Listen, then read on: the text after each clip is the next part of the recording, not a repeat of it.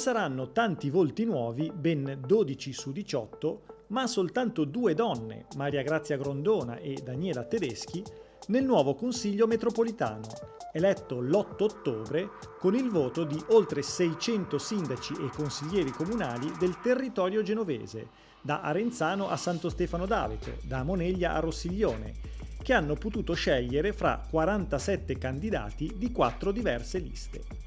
I consiglieri uscenti riconfermati sono quindi soltanto 6. Di questi, 4 sono stati eletti nella lista di centrodestra per la città metropolitana, che con 11 consiglieri ha conquistato una solida maggioranza in consiglio. Sono il sindaco di Rapallo Carlo Bagnasco, quello di Pieve Ligure Adolfo Olcese, il consigliere comunale di Genova Stefano Anzalone e quello di Recco Franco Senarega. 2, invece, i rieletti nella lista di centrosinistra Patto Metropolitano, che sarà minoranza con 5 consiglieri.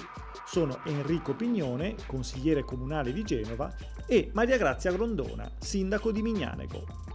I consiglieri comunali di Genova sono solo 4, contro i 7 del vecchio consiglio, segno che gli elettori hanno voluto dare più rappresentanza al territorio extra capoluogo. E infatti i recordman di preferenze sono stati 2 sindaci di piccoli comuni della Val Fontana Buona, Guido Guelfo di Lumarzo, secondo degli eletti per la lista di centrodestra dopo il sindaco di Rapallo Carlo Bagnasco, ed Elio Cuneo di Coreglia Ligure, primo eletto nella lista di centrosinistra. Una grande soddisfazione per un sindaco di un piccolo comune, un sindaco che amministra il comune ormai al 3° mandato e con alle spalle 2 esperienze da vice sindaco. Credo di conoscere la macchina amministrativa. Per quanto riguarda questo nuovo incarico, io sicuramente mi impegnerò come ho sempre fatto in questi mandati da sindaco.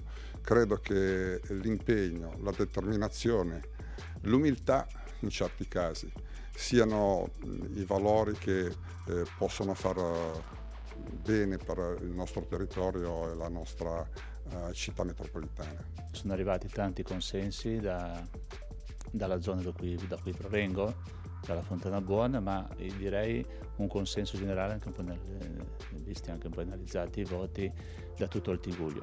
E questo mi rende da una parte direi sicuramente orgoglioso del ruolo che vado a ricoprire, dall'altra un po' preoccupato per il peso del ruolo, che credo che sia determinante per il territorio. Il fatto anche che il territorio sia in questa tornata maggiormente rappresentato rispetto alla città di Genova, quindi possiamo dire anche numericamente dal punto di vista di consiglieri, credo che sia importante, perché sicuramente darà una voce e una potenzialità in più ai territori extra Genova.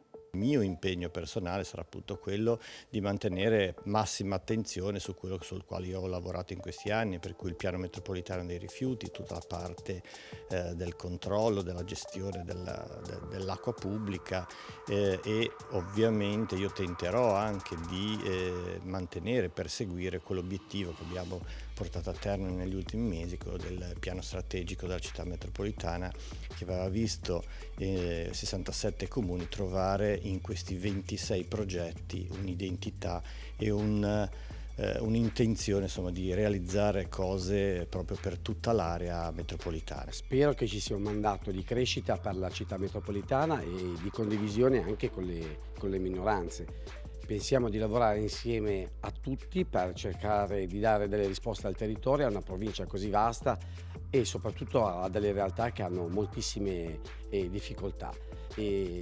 Io auspico una città metropolitana vicina al territorio, sul territorio, vicina a quei sindaci che fanno un lavoro enorme, quasi di volontariato puro, e a quelle comunità che hanno delle necessità e indubbiamente bisogna in qualche maniera soddisfarle.